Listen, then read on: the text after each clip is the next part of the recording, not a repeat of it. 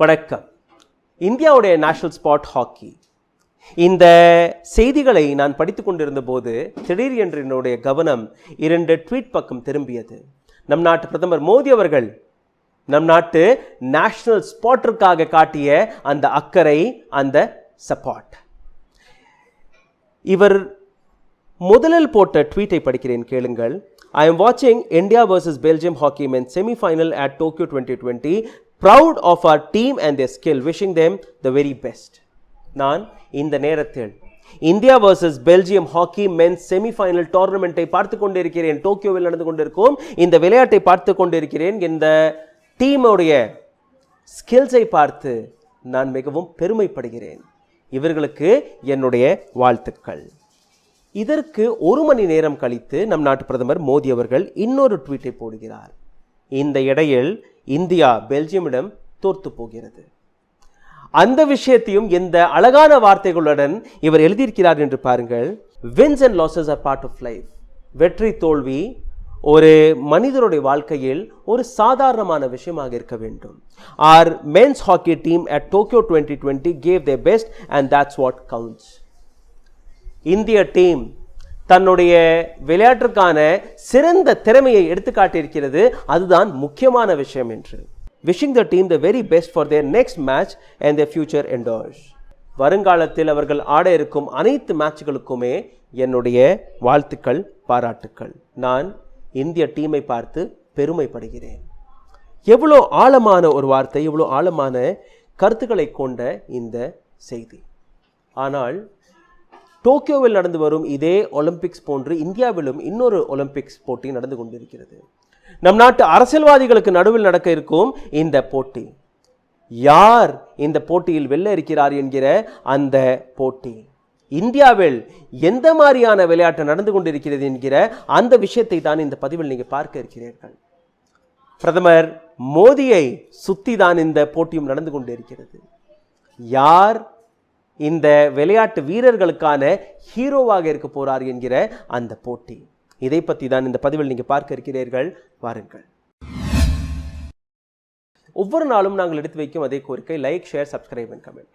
இதை தாண்டி நம் நாட்டு விவசாயிகளுக்காக, விவசாயத்தை சார்ந்த எந்த தொழிலாக இருந்தாலும் உங்களுடைய அட்வர்டைஸ்மெண்ட்டை நீங்கள் கொடுக்க ஆசைப்பட்டீர்கள்னா எங்களுடைய சேனலில் எந்த விதமான கட்டணமும் கட்டாமல் இலவசமாக உங்களுடைய அட்வர்டைஸ்மெண்ட்டை கொடுக்கலாம்.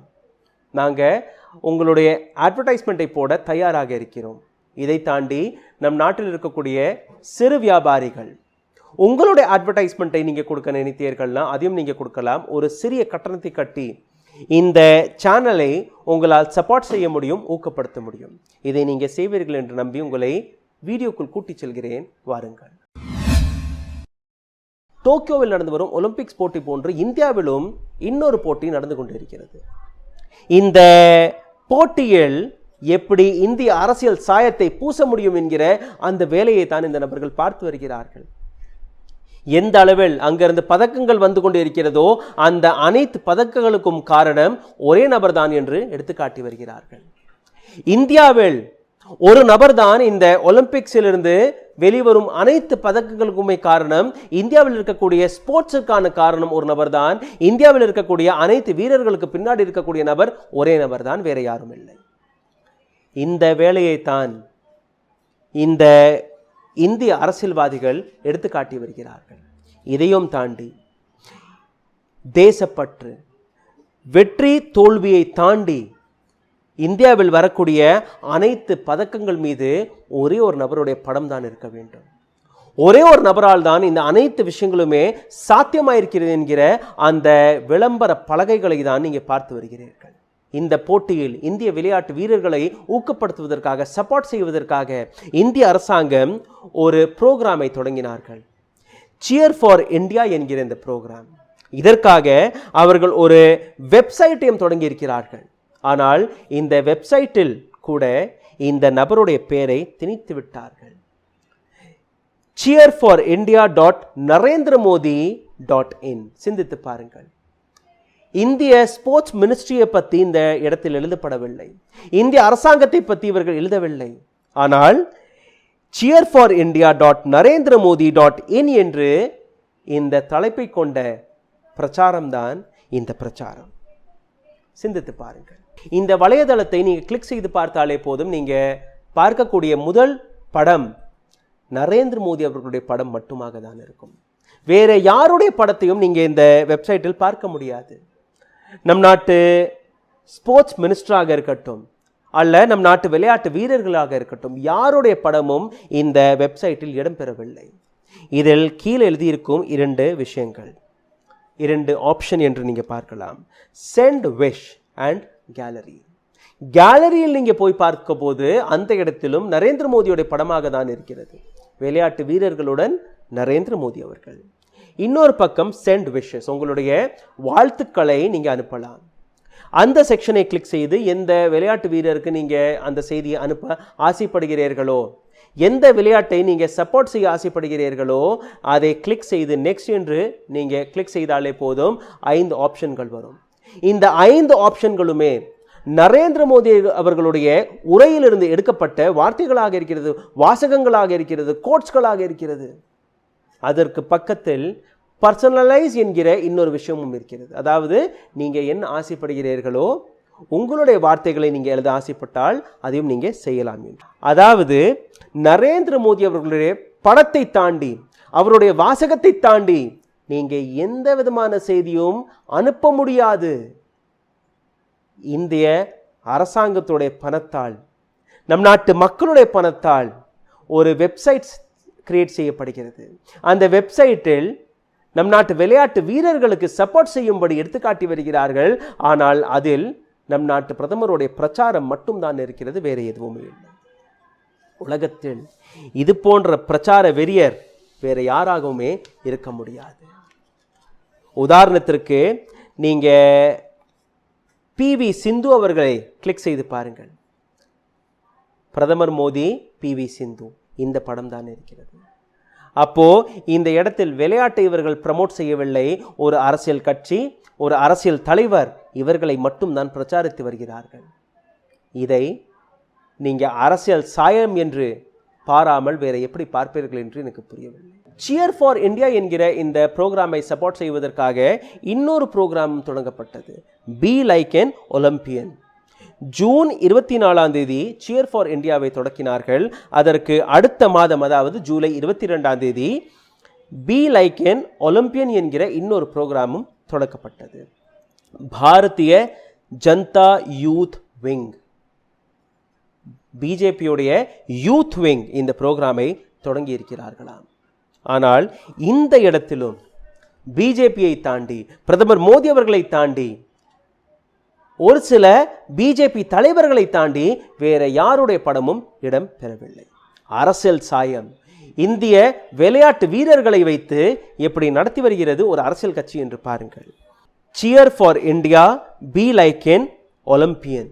இந்த படத்தை பார்த்தாலே உங்களுக்கு புரிந்துவிடும் எந்த அளவில் பிரச்சாரம் நடந்து கொண்டிருக்கிறது என்று.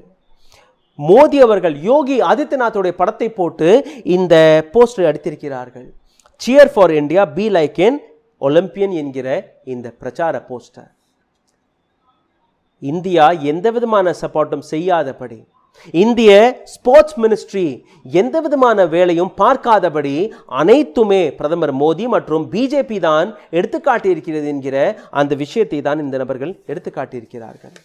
பாரதிய ஜனதா யுவா மோர்ச்சா வழியாக வெளிவரும் அனைத்து பிரச்சாரத்தையும் நீங்க பாருங்கள்.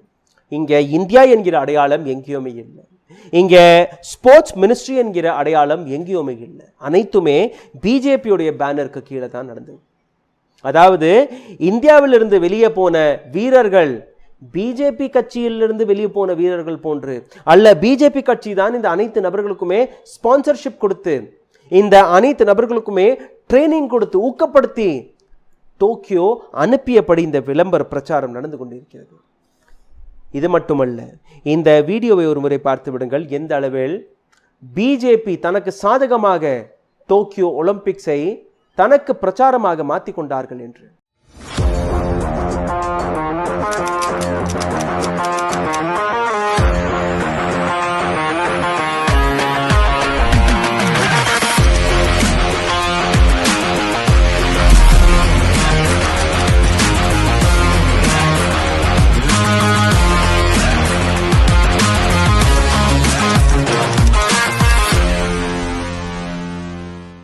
தேஜஸ்வி சூர்யா பாரதிய ஜனதா யுவா மோர்ச்சாவுடைய பிரசிடென்ட் இவர் மற்றும் Indian sports minister Anurag Thakur அவர்கள் இணைந்து இந்த ப்ரோக்ராமை நடத்தியிருக்கிறார்கள்.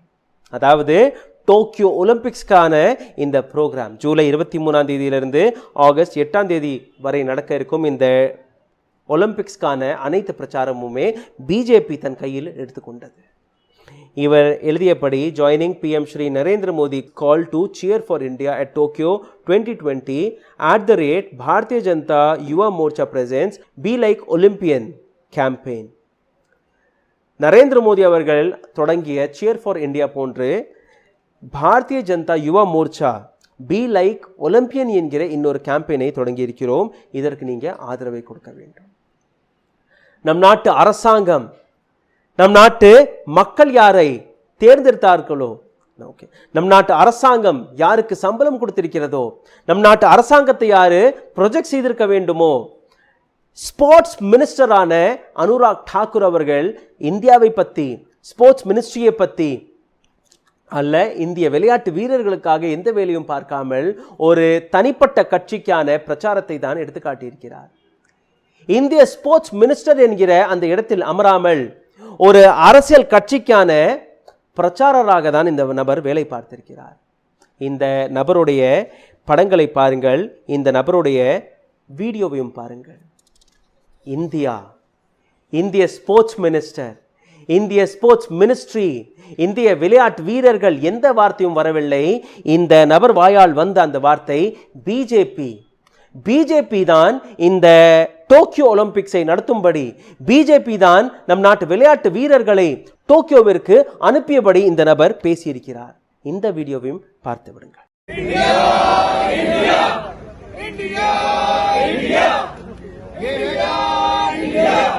ये है भारतीय जनता युवा मोर्चा के हमारे सभी युवा नेता। ये सब लोग टोक्यो ओलंपिक्स में जो भारत के खिलाड़ी गए हैं उनका मनोबल बढ़ाने के लिए यहाँ पर आए हैं और हम सब लोग इकट्ठे मिलकर विक्ट्री पंच देंगे. ये रहा हमारा विक्ट्री पंच. இங்கே மட்டும் இந்த நபர்கள் நிற்கவில்லை. இவர்கள் அடுத்தடுத்து போட்ட இன்னும் ஒரு சில ட்வீட்கள், claiming that this will be the first attempt by a political party's youth wing to bring about positive behavioral change at such a mass scale. வேறு எந்த பொலிட்டிக்கல் பார்ட்டியும் இந்த முறையில் செயல்படவில்லை.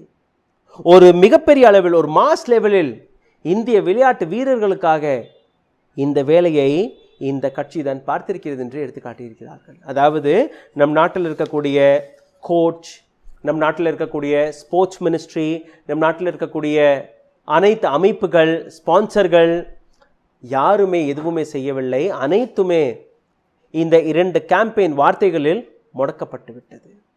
நரேந்திர மோடி, பிஜேபி, இதை தாண்டி யாருமே பிரச்சாரத்திற்கு முன் வந்துவிடக்கூடாது. யாருக்குமே இந்த கிரெடிட் போய் சேர்ந்து விடக்கூடாது. பிஜேபியை தாண்டி வேற எந்த கட்சியும், வேற எந்த மினிஸ்ட்ரியும் இதற்கான வேலையை பார்க்கவில்லை. அப்போ அனுராக் தாக்கூர் அவர்கள் பிஜேபியிடம் சம்பளத்தை பெற்றுக்கொள்கிறாரா? நம் நாட்டு பிரதமர் மோடி அவர்கள் பிஜேபியிடம் சம்பளத்தை வாங்கிக் கொள்கிறாரா?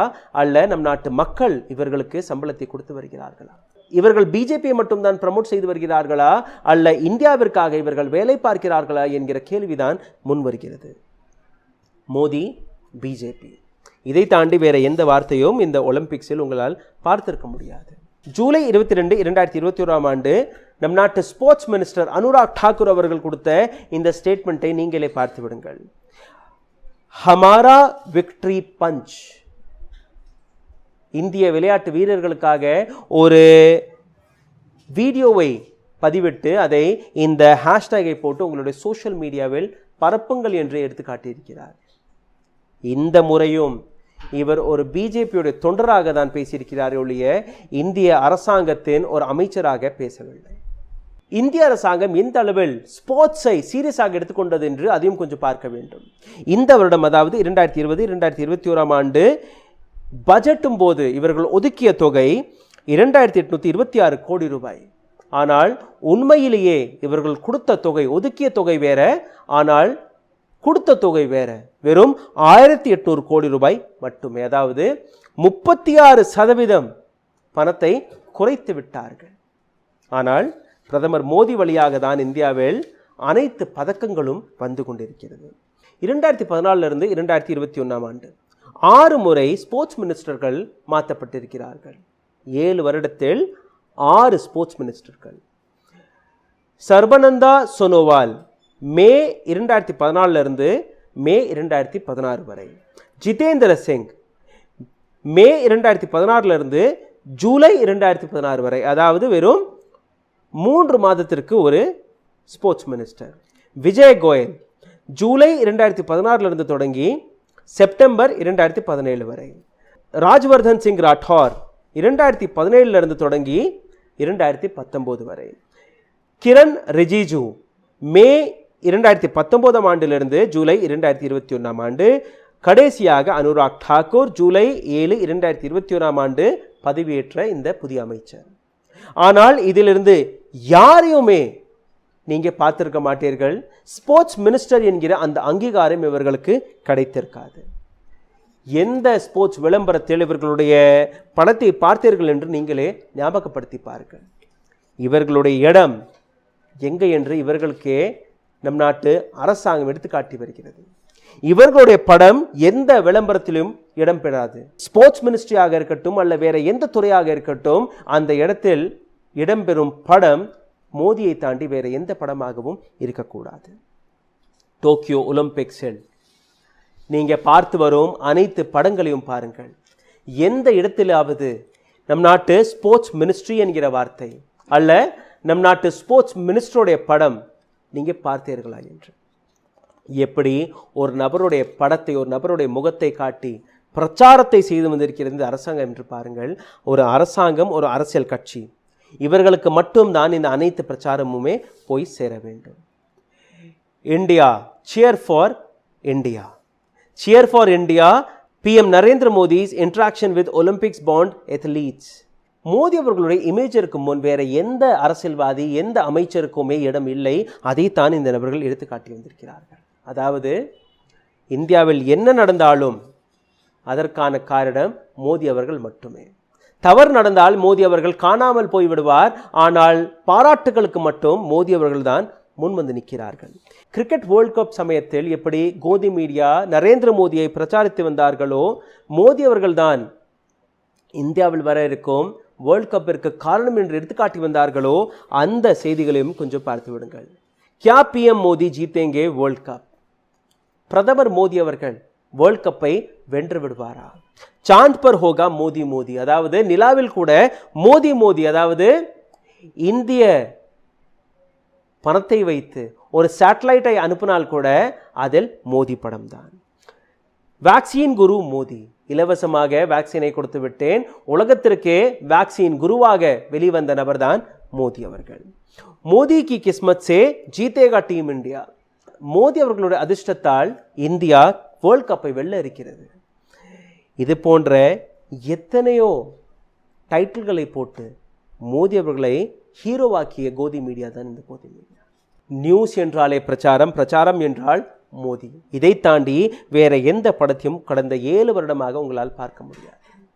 நியூஸோடைய பிரைவேடைசேஷன் எப்படி மக்களுக்கு சொந்தமான கம்பெனிகளை வித்து வந்தார்களோ, அதே முறையில் நியூஸையும் பிரைவேடைசேஷன் என்கிற பேரில் நியூஸையும் ஒரு நபருக்காகவே சித்தரிக்க தொடங்கிவிட்டார்கள் இந்த கோதி மீடியாவை சார்ந்த நபர்கள்.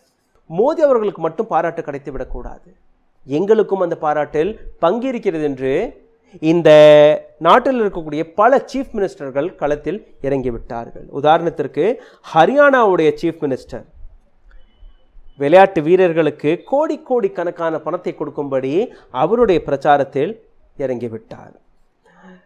டெல்லி சீஃப் மினிஸ்டர் அரவிந்த் கெஜ்ரிவால் அவர்கள் யாரெல்லாம் இந்த விளையாட்டில் டெல்லியை சார்ந்த விளையாட்டு வீரர்கள் வென்று வருகிறார்களோ அவர்களுக்கு அரசாங்க வேலை. அசாம் சீஃப் மினிஸ்டர் ஆங்காங்கே பாராட்டு பிரச்சார பலகைகளை வைத்து விட்டார் தன்னுடைய படத்தை போட்டு. எப்படி ஒலிம்பிக்ஸை வைத்து இந்திய அரசியல்வாதிகள் அரசியல் சாயத்தை பூசி வருகிறார்கள் என்று பாருங்கள். மோடி அவர்களை தாண்டி வேற யாருடைய படமும் இந்த பிரச்சாரத்தில் வந்துவிடக்கூடாது என்கிற விஷயத்தில் மிகவும் கவனமாக இருந்தது பிஜேபி மற்றும் மோடி அரசாங்கம், பிஎம்ஓ. ஆனால் இந்த விஷயம் ஆகஸ்ட் 1 உடைந்து விட்டது. எப்படி ஒரு ஓட்டப்பந்தய வீரர் முதலாம் இடத்தில் வருவதற்கு முன்னாடி திடீர் என்று இன்னொரு நபர் வேகமாக ஓடி அந்த நபரை தோற்கடித்து விடுகிறாரோ அதே பாணியில்தான் மோடி அவர்களை தோற்கடித்த இன்னொரு நபர்.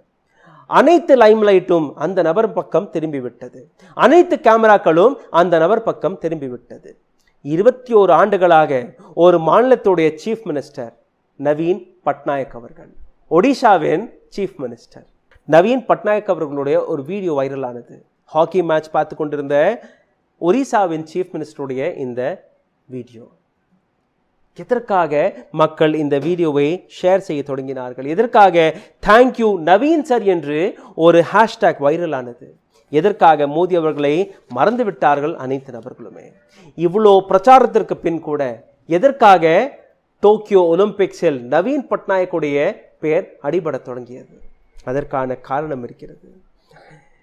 ஜூலை 2021 ஆண்டு மாஸ்டர் ஸ்ட்ரோக்.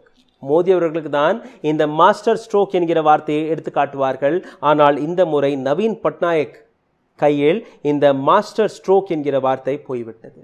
இதற்கான காரணம் வுமென் ஹாக்கி மற்றும் மென் ஹாக்கி இந்த டீம்கள் எந்த அளவில் வெற்றி பெற்று வந்தார்களோ இந்த டீம்களுக்கு பின்னாடி இருந்த நபர் யார் என்றால் நவீன் பட்நாயக், ஒடிசாவுடைய அரசாங்கம். கடந்த 3 ஆண்டுகளாக இந்திய விமென் மற்றும் மென் ஹாக்கி டீமிற்கான ஸ்பான்சர் ஒடிசா கவர்மெண்ட் தான். ஜூலை 2021 ஆண்டு இந்திய ஹாக்கி டீம் வெற்றி பெற தொடங்கியவுடன் நவீன் பட்நாயக்குடைய பேரும் வெளிவர தொடங்கிவிட்டது. 16 பிப்ரவரி 2018 ஆண்டு எடுக்கப்பட்ட இந்த வீடியோவை ஒரு முறை பார்த்து விடுங்கள்.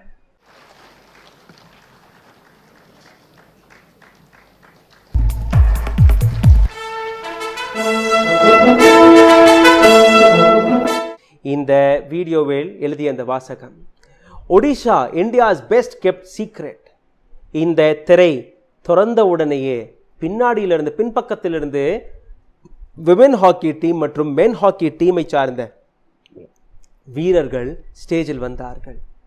இந்த இடத்தில்தான் ஒடிசா கவர்மெண்ட் ஹாக்கி டீமிற்கான ஸ்பான்சர்ஷிப்பை வெளிக்காட்டியது. இந்த இடத்தில் நவீன் பட்நாயக் அவர்கள் நினைத்திருந்தால் தன்னுடைய படத்தை போட்டு பிரச்சாரத்தை செய்திருக்கலாம். இதே இவெண்ட் மோடி அவர்களுடைய இவெண்டாக இருந்திருந்தால் ஆங்காங்கே உங்களால் மோடி அவர்களுடைய படத்தை மட்டும் தான் பார்த்திருக்க முடியும். ஆனால் எந்த விதமான படத்தையும் போடாமல் ஒரு எளிமையான ஒரு சிம்பிளான புரோகிராமை நடத்தியதுதான் நவீன் பட்நாயக் அவர்கள். ஹாக்கி டீம் வுமென் மற்றும் மென் ஹாக்கி டீமுக்கான 5 வருட ஸ்பான்சர்ஷிப் ஒடிசா கவர்மெண்ட் வழியாக வந்தது. இதை எப்படி நீங்க பார்ப்பீர்கள் என்று பாருங்கள். பிரச்சாரத்தில் கவனத்தை செலுத்தாமல் எந்த விதமான பிரச்சாரமுமே செய்யாமல் தன்னுடைய வேலையை மட்டும் பார்த்து வந்த நபர் தான் நவீன் பட்நாயக் அவர்கள். இந்திய ஹாக்கிக்காக இந்திய விளையாட்டிற்காக எந்த அளவில் சீரியஸ்னஸ் எடுத்துக்காட்டியிருக்கிறார் என்று பாருங்கள். இவர் வாயாலேயே இந்திய ஹாக்கிக்காக இவருடைய இமோஷன்ஸ் எந்த அளவில் இருக்கிறது என்று அந்த வார்த்தைகளை நீங்களே கேட்டுவிடுங்கள். நவீன் பட்நாயக் அவர்களுடைய இந்த வீடியோ பாருங்கள். Hockey in India, hockey in Odisha is more than a sport. It's a way of life, especially in our tribal regions where children learn to walk with hockey sticks. Hockey in India is more than a sport. Especially in tribal region, children learn to walk with hockey stick. இந்தியாவில் hockey ஒரு மிகப்பெரிய இடத்தை பிடித்திருக்கிறது. முக்கியமாக tribal ஏரியாக்களில் குழந்தைகள் hockey ஸ்டிக்கை பிடித்து நடக்கவே கற்றுக்கொள்கிறார்கள் என்று அந்த இமோஷனை வெளிக்காட்டியிருக்கிறார் ஒடிசாவின் சீஃப் மினிஸ்டர் நவீன் பட்நாயக் அவர்கள். ஒடிசா இந்தியாவிற்கு கொடுத்த ஒரு மிகப்பெரிய அன்பளிப்பு, கிஃப்ட்.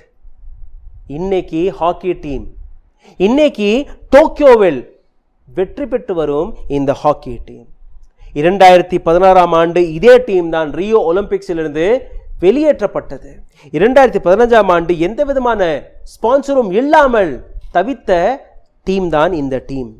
2018 ஆண்டு இதே ஒடிசாவில் தான் வேர்ல்ட் கப் நடந்தது, ஹாக்கி வேர்ல்ட் கப் நடந்தது.